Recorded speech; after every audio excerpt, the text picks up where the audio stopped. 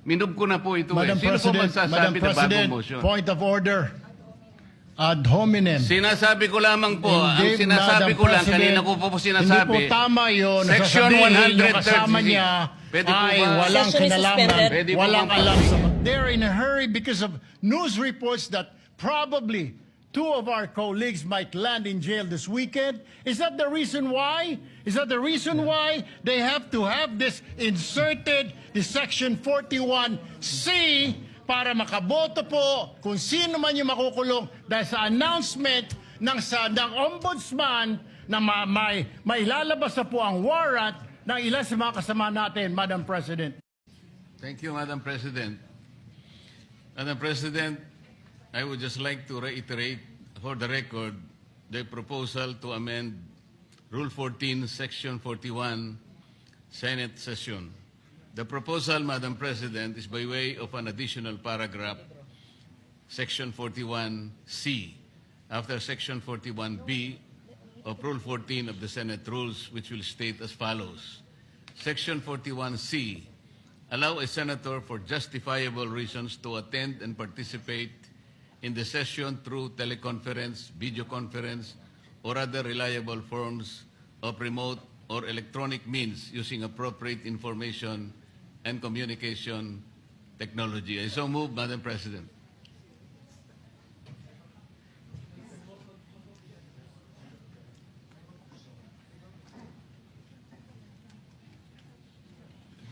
We take note of the motion of Senator Rodante Marcoleta. I recognize Senator Ping Lacson. Yes, thank you, Madam Yes. President. This is a parliamentary inquiry. What is the status of the motion introduced by the Honorable Marcoleta last May 11? Has it been referred to the Committee on Rules? I am told that it's been referred to the Committee on Rules, Majority Leader. Okay. Yes, it has been referred to the Committee on Rules, and that's why in this particular deliberation, the Committee on Rules is giving it back to the floor for plenary action, Madam President. Thank you, Mr. President. Has the Committee on Rules been constituted? I believe that Senator Joel Villanueva is the acting Majority Leader. Yes. And would be the best position Okay. to answer Thank the you, question. Madam President. In the meantime, I recognize Senate President Cayetano. Madam Chair, with the permission of Senator Villanueva, so the Committee on Rules is not reporting out the... No, my The question, Mr. proposal. President, I'm sorry, Yes. Madam President, with your permission. My question is, has the Committee on Rules been constituted? Yes. So, Madam President, the answer there is the same answer to the question of Senator Pangilinan and former Senate President Soto, that in accordance with Section 19, is the same. They continue to function. Having said that, I was explaining that the motion of Senator Villanueva was not for the Committee on Rules to report out what was referred to them, but to return to the plenary. Because if you look at Section 136 of our rules, the rules may be amended by means of a motion, which should be presented at least one day before its consideration, and a vote of majority senators present shall be required for its approval. So you do not need the endorsement nor the forwarding of the Committee of Rules for the amendment of the Committee on for the amendments of the rules. So the only requirement is that it is put on the floor at least one day before, or the proposal is made, and that a majority of the senators present will vote for its approval. So I just wanted to clarify that, just so that we don't have any miscommunication that whether or not the Rules Committee met, who are the members, etc. Because right now that's irrelevant, because we have given back to the plenary the proposal. Yeah. Very clear. Thank you, Senate Madam President. President, Senator Lacson's recommendation. does it mean that we are now disregarding the committees of the Senate? So the committee chairman or the chairman of any committee, including the Rules Committee, may just report out any motion or any resolution referred to it in plenary, and then just, you know, it is within his power to just report it out by himself without any deliberation in the committee, without any committee report. Is that the new rule now, Mr. President, Madam It President? is Madam clearly... There's no new rule. I read the rule. Yeah. Senator Lacson is referring to resolutions or And motions. communications or anything referred to the Committee on Rules. We're talking about a motion to amend the rules. We had the option of taking it up, but since everyone asked for one more day, it was given to the Committee on Rules. The Committee on Rules has an option to take it up, but the acting majority leader or acting chairman of the committee gave it back to plenary, and the plenary is more, how do I put it? Supreme. Supreme, thank you, Senator Lacson, over the committee. So we didn't disregard the committee. It is our choice from the start whether we want to give it to the committee or not. So when we give it, so for example, I have a motion now to to extend the session to June 12 instead of June 5. That could be given to the Committee on Rules, or upon coordination with the House, the plenary can decide it directly, or we can give it to the Committee on Rules, and after he talks to the House of Representatives, he can even report it out, or he can easily, legally, morally, just say that I am tossing it back to the plenary, which is what's happening today. So Thank it's you, not a Madam new rule. President. That is assuming that there was no referral. But in this case, and I'd like to invite the attention of the body to journal number 62, dated May 11, 2026. And if I may read the particular portion of this journal, proposed at 6:25 p.m., the session was resumed. Proposed amendment to the rules of the Senate. Senator Marcoleta proposed an amendment to Rule 14, Senate sessions of the rules, by inserting a new paragraph C under Rule 41, which reads, A or C, allow a senator for justifiable reasons to attend and participate in the session through teleconference, video conference, or other reliable forms of remote or electronic means using appropriate information and communications technology. Now, here's the portion, Mr. President, or Madam President. While expressing no objection to the proposal, Senate President Cayetano A. suggested giving the Committee on Rules time to discuss the matter. Now, my question is, was there any discussion by the Committee on Rules? Apparently, there was none, because it's now being reported out by the acting majority leader without consultation with any of the members. And by the way, Madam President, wala pang Committee on Rules eh.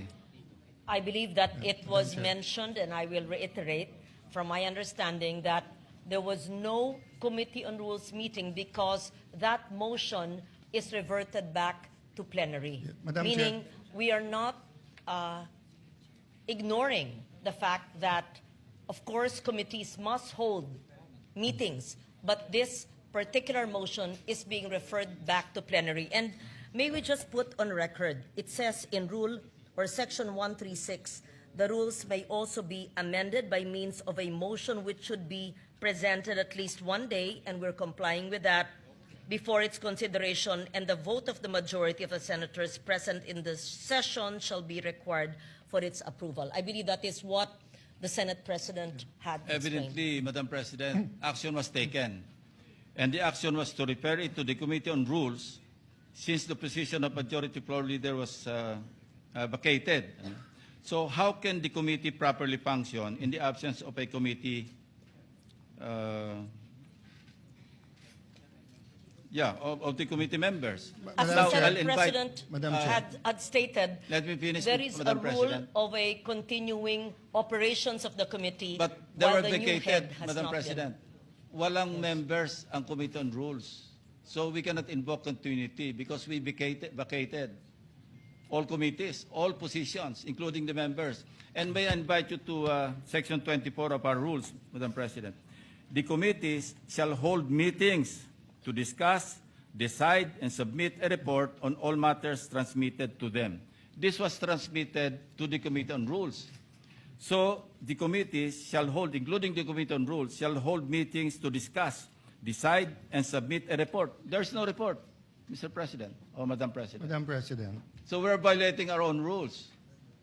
We recognize Senate President Kim. Mr. President, the chair already made the ruling, and it's not appropriate to argue with the chair because, as explained to Senator Lacson, the committee did not report it out. He read the journal of May 11, but he did not read the motion of Senator Joel today. His motion today was pursuant to Rule 136 of the rules, a motion to amend the rules, meaning if Joel was no longer the majority leader, if I was the majority leader now, or even an ordinary member, that motion was carried. No one objected that we take it up.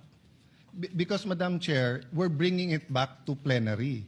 So natural po, walang discussion sa Committee on Rules. Kasi wala naman po sa rules natin na kailangan i-discuss sa Committee on Rules. We did that on May 11 so that everyone will have an opportunity to study the rule. It's a very simple amendment.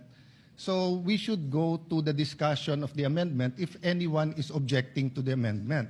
But definitely, the right to propose an amendment is a right guaranteed by our rules. Senator Marcoleta has an amendment. We should go to discussing the merits or demerits of having that rule. You already ruled that it is proper for the plenary to take it up. So may I request or move that we, if there are any objection, we discuss their objection. I'm objecting. That's the effect of my manifestation, Madam President. I'm objecting because I'm invoking Section 24 of our rules.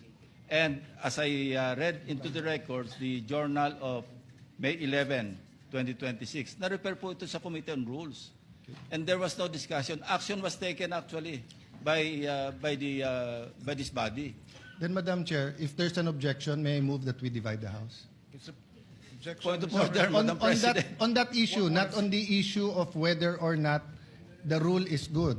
That your issue is whether or not it's proper to take it up on the floor.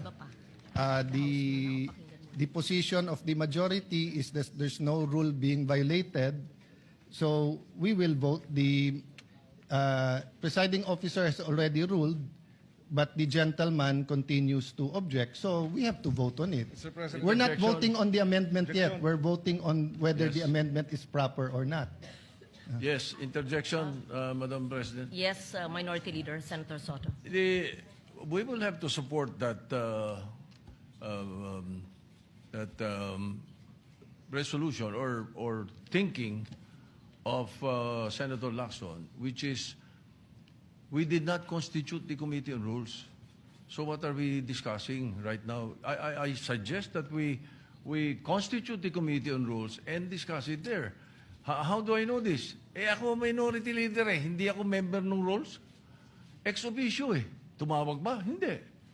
Ano to? Binabraso? Point of order, Madam Chairman. Where in the rules does it say that an amendment has to pass the Committee on Rules? Section 24, Madam President. Anong sabi po sa Section 24? The committee shall hold meetings to discuss, decide, and submit a report on all matters transmitted to them. Madam And this- Chairman, that's thank not you. the rule. The rule Yes. is 136. 136. Can you So- please, for the third time, may we request the Senate President to read into the record The rules Rule may be amended 136. by means of a motion which would be presented at least one day before its consideration, and the vote of the majority of the senators present in the session hall shall be required for its approval. So I respect their objection. But how do we determine objections in this Senate? We vote. So if there is an objection, they have already explained their position. We have explained our position. I move that we divide the House, Madam Chair. May I, Mr. President? We are several members of the minority here, and only Senator Lacson has spoken. Why are we railroading this process, Mr. President? I have a Chair. number of issues that I'd like to raise regarding this motion, Mr. President. They are citing Section 136, assuming for the sake of argument, that their position is correct. The second paragraph, Mr. President, says the rules may also be amended by means of a motion, which should be presented at least one day before its consideration. We submit, Mr. President, that the earlier motion that was entered or was referred to the Committee on Rules. This is a new motion, Mr. President. correct. And therefore, we have to take consideration of the one-day requirement before we can act on it, Mr. President. And that should be, if not tomorrow, because we don't have any session tomorrow, that should be on Monday, Mr. President. Madam Again, let me reiterate. The rules may also be amended by means of a motion, which should be presented at least one day before its consideration. We submit that the motion that was mentioned last May 11 was referred Yes. to the Committee on Rules. Yeah. This is a new motion, Mr. President, that is being presented on the floor, which requires that it be presented one day before it is considered. And therefore, we have to consider this motion on Monday, Mr. President. Madam As President. explained by the acting majority leader, the motion of Senator Marcoleta has been brought to the plenary, and Preferred. both the majority and the minority had mentioned Rule Section 136, and it says that the vote of the majority of the senators present in session shall be required for the Madam approval. President. I believe that this rule has been mentioned more than 5 times. Madam President, I may- believe also that the interpretation of the rule is different. So I take note of the manifestation of Senator Pangilinan. may, Mr. President, may- if I may just continue, Mr. President. All in previous... Senator In- Lacson in- actually has the floor. Yes, I with the still have permission the of floor, Senator Yeah, Lacson. Senator Mr. Lacson has the floor. But May would- we continue with the manifestation of Senator Lacson, and then Yeah. after him, he will yield to Senator Pangilinan. Madam President, the invocation of the Senate President of Rule 136 is premised on the assumption that there was no action taken. But we took action. We referred it to the Committee on Rules. So Section 24 now applies, Madam President. You're going to just ram down our throat something that numbers can dictate, Madam Mr. Chair. President. Yes, Senate Yes, President Madam Chair. Cayetano. First of all, we're just repeating the arguments. I respect his argument, but I disagree with it. Secondly, they've used already 3 words: ram down their throat, railroaded, binabraso. In this democratic institution, when we disagree, we vote. When we have rules, we follow the rules. The particular rule in amending the rules is 136. We're following that. So why are we using unparliamentary language to express or try to provoke the kind of argument we don't want between the majority and minority? You have your opinion, we respect that, we have our opinion. So how do we resolve that? By voting. Now, if you think we violated the rule, then go to court. But we do not think that we violated the rule. It is very clear. So my point of order, Madam Chair, they're out of order by insisting that there's another rule except for 136. So I move that we vote on it, Madam Chair. We divide the House. Objection. Objection. If there's an objection, then we vote. So may we proceed with the vote, Madam President? Mr. President, I was earlier, it was the manifestation of the presiding officer, the Madam Chairperson, that after Senator Lacson, I be allowed to speak, Mr. President. Are we now curtailing my right to speak, Mr. President? Madam Chair, We are can I not able answer to that? ask questions as to why we are amending the rules.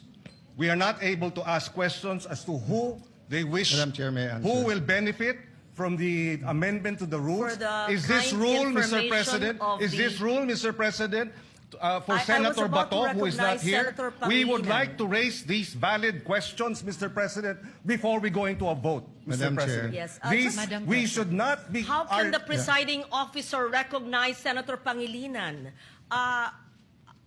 Please know that I would never curtail your right to speak, just as in 2004, I believe you were seated, and I was a vice presidential candidate of FPJ then, and my microphone was closed, and my right to speak was closed, was not given. I remember that time now, and the word noted was said to me. That will not happen now. I will not do that to you. And I'm not curtailing your right to speak, Senator Pangilinan, except that you were speaking at the same time. And I was about to recognize you because Senator Lacson had the floor. Thank you, Madam President, for So that I just wanted clarification. to be clear on record because I If- recognize you're being emotional, but it will go on Senate record that the presiding officer was curtailing your right to speak. I would never do that. And I would not do what I experienced in 2004 in the House of Representatives in the canvassing of the votes then. Mr. President. Thank you. Madam President, with due respect, Mr. President, I was I'm not yielding- referring to the Madam presiding President, officer. I'm yielding the floor to Senator Pangilinan. Yes, Thank thank you, you. Senator Lacson. We recognize Senator Francis Pangilinan. Yes, Mr. President, and allow me to clarify, Madam President. I was not referring to the presiding officer in terms of the curtailing of my right to speak and to raise questions, Mr. President, because it was the Senate President who was moving to divide the House, Mr. President, without sufficient debates. Mr. President, this is the first time I'm going to experience this in a long time wherein debates are now being curtailed because there's a Since you're motion not to being divide the curtailed, House. we would like to hear your objection to the motion. Thank you. Mr. President, there are a lot of questions that have to be raised as to why this amendment to the rules is being undertaken at this time. Precedent provides, Mr. President, that when we amend our rules, we do so by way of resolution. We do not have that resolution now. In fact, Mr. President, a total 48 amendments of our rules all went through resolutions. This is the first time after 48 amendments, Mr. President, that we do not have a resolution so that we can Point vote of order, Madam Chair. and amend the rules properly, Mr. President. Point of order. Point of order takes Yes, precedence. Senate President. Point of order takes Yes. precedence. First over of all, everything else. I hope we learned our lesson. Senator Pangilinan already apologized to Senator Padilla, then now you're shouting at us. No? No, the record will show. Nakatape naman eh. Ang taas-taas ng boses nyo eh. Di ba? You were shouting at kaya nga hindi magkarinigan. Now, what's my point of order? We are not discussing the merits yet of the amendment. No one's curtailing your rights because wala pa tayo dun eh. Ang pinagbobotohan natin ngayon, kung pwedeng i-take up sa floor o hindi. Yun ang itinatake up natin. And the arguments have already been laid out. And Senator Pangilinan and I were together in 2009 where we had debates here where Senator Enrile did not even allow amendments. And then we voted. It depends on every issue, Madam Chair. There's no specific rule of the amount of time. I was asking the gentleman about certain issues in one resolution. He refused nga for further interpellation and said it's time to vote. They were the majority. So, Madam Chair, we're here. We're willing. Senator Marcoleta is ready to take questions. Ang pinagbobotohan lang po natin ngayon, simple lang. Whether or not we can take, whether or not the proposal to amend the rules is in order. Yung pa lang ho. Yung specific amendment, sino magbe-benefit, paano magbe-benefit, etc. We support the right of Senator Pangilinan to ask questions, pero wala pa tayo dun eh. So, again, may I raise the previous question, Madam Chair, the point of order, the parliamentary reason. Go ahead. Be given the right Madam to speak. I am the President, movant kanina pa po here. ako nakatayo dito at I need to nagtataas ng speak kamay. because I am the movant. Senator Madam Redante President. Marcoleta. Thank you, Madam And then we President. hear Senator Risa Ontiveros. Thank you, Madam and Senator President. Problema Erwin natin, Tulfo. Madam President. Yes, The Senate President invoked Section 136, Paragraph 2. Kung babasahin po natin ito, Madam President, napakasimple lang. Ito pong Section 136, Paragraph 2, is a special provision in precisely amending our rules. Yung Section 24 po, this is a general rule. Kung mapapansin po ninyo, it presupposes that it will take up all the bills referred to that committee. General po yung function niya. 136, second paragraph, is a special provision. Sa principle po ng batas, yun pong special provision takes precedence over a general provision. Yun lang po, basahin po ninyo. Hindi nga po, it will not even take one day because this is not a new motion. Kung mapapansin nyo, ni-reiterate ko lang po ito eh. It was already moved last May 11 pa po. So that is even more than one day. So who is talking about one day here? Ang pinag-uusapan po natin, unless we respect Section 136, ang linaw-linaw po, it talks about the rules may also be amended. Diretso po ito eh. So this takes precedence over Section 24. Simpleng-simple lamang po ito eh. Madam President. Thank you, Senator Marcoleta. We recognize Senator Risa Ontiveros. Salamat, Madam President. Meron din po akong substantive na interpellation sa motion ngayong araw na nire-raise o itatalakayin ni Senator Marcoleta, yung text na pinamudmod ni Senate President sa atin ngayong hapon. Pero una, gusto ko pong segundahan yung sinabi ni Senator Pangilinan. Bagong motion ito, Madam President. Bakit po? Sa ilalim ng Section 24, ni-refer yung unang mosyong binanggit ni Senator Marcoleta noon sa Committee on Rules. Ngayon kung sasabihin na ibinalik yung mosyong iyon, yung unang mosyon ni Senator Marcoleta sa plenary, sino ang gumawa nun?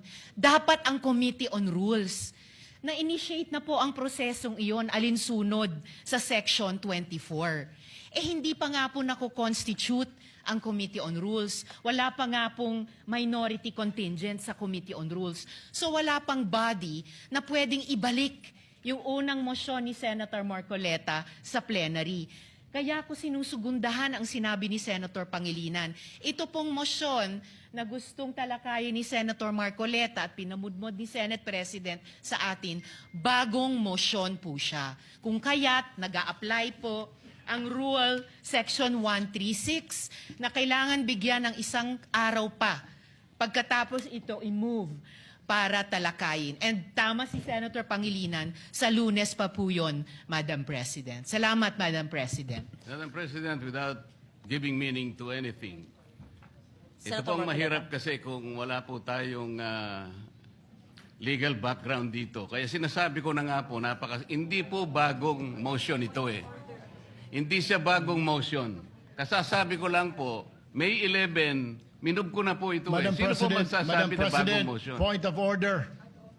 Ad hominem. Sinasabi ko lamang po, ang Hindi, sinasabi Madam ko lang, President, kanina ko po sinasabi. Hindi po tama yun. Section Sasabihin yung 136. kasama niya Pwede po ay ba? walang Session is kinalaman, suspended. Pwede po walang bang alam sa pagbigyan? batas.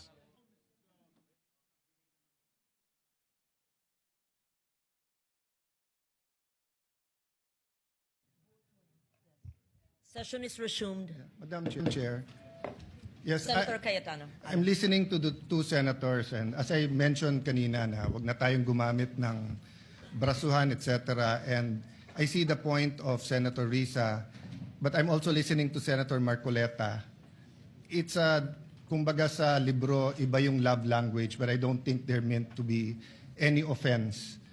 Having said that, we're only discussing whether we will take up the amendment or not. And we have exhausted already all the arguments. This is a simple motion, so I move that we divide the House. May I reiterate my motion. Then we can go into the merits and they can try to convince us whether or not we agree. So the motion is to take up the amendment to our rules as proposed by Senator Marcoleta. The objection is that it is not in order because we did not follow our own rules. Madam Chair, Madam President, Before that, Madam President, Yes, we recognize Senator Erwin Tulfo. Madam President, my question is, why is the majority in such a hurry to tackle this motion? This allowing a senator for justifiable reasons to attend and participate in the session through teleconference, whereas in Rule 14, Section 41, under B, it says convene and hold a session through teleconference, video conference, or other reliable forms of remote or electronic means using appropriate information and communications technology system due to force majeure, Madam President, or the occurrence of a national emergency. I guess, Madam President, this justifiable reason, what is that? Does that fall under force majeure or does it fall under national emergency, Madam President? My question Madam is, Chair. why are we in so hurry? Why are they, the majority, in a hurry to tackle this motion and divide the House, Madam President? We need answers in the minority. Madam Chair. Or is it because, Madam Chair, they're in a hurry because of news reports that probably two of our colleagues might land in jail this weekend? Is that the reason why? Is that the reason why they have to have this inserted, the Section 41C, para makaboto po kung sino man yung makukulong dahil sa announcement ng ombudsman na may lalabas na po ang warrant ng ilan sa mga kasama natin, Madam President. That is my question, Madam Madam President. Chair, We the recognize gentleman Senator- is out Senate of President. order because his question sa nagmamadali, bakit, can be discussed in the actual motion. Can be discussed after the motion whether we should take it up. We take offense that bibigyan niya ng ganyang kulay. It's just like us saying, are you afraid if we have the hearing on the Blue Ribbon on flood control, mababanggit ka rin? You do not make that kind of statements here in the Senate because you assume good faith from everyone. That rule hindi minadali. May 11 pa ho yun. So, Madam Chair, I move that we divide the House. And the voting will be done via viva voce. Madam President, Minority Leader. I move to adjourn or a quorum call.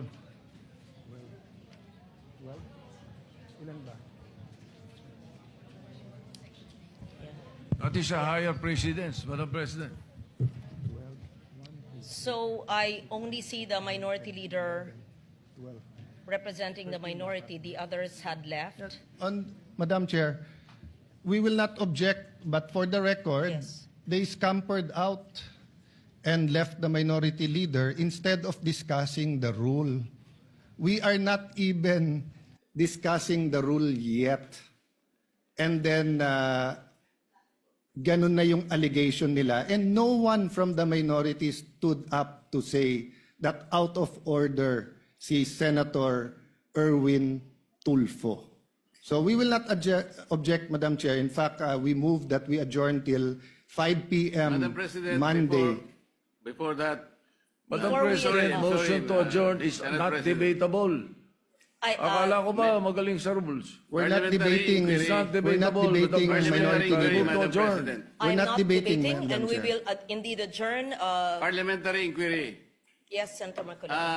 Nung pong nagsimula tayo, Madam, meron po ba tayong quorum? We had a quorum, yes. Yes, Madam President. Kapag ka po ba nag-walkout ang minority, nawawala po yung quorum. Nagsimula po tayong may quorum. It doesn't matter if they walk out. Yes, I think we still have the quorum. Madam President, once there is a quorum call, you have to call the roll. Kahit naka-present lahat o kulang kanina o there was a motion to dispense, whatever that is.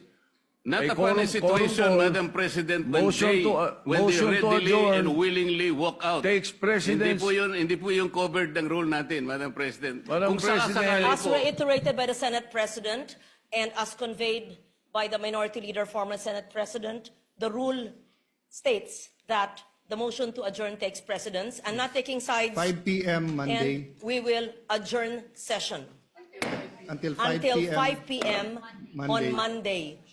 June 1st, 2026. June 2nd? First ba? June 1. June 1 ba yun? The birthday of Senator Lacson. So we will have cooler heads. Okay.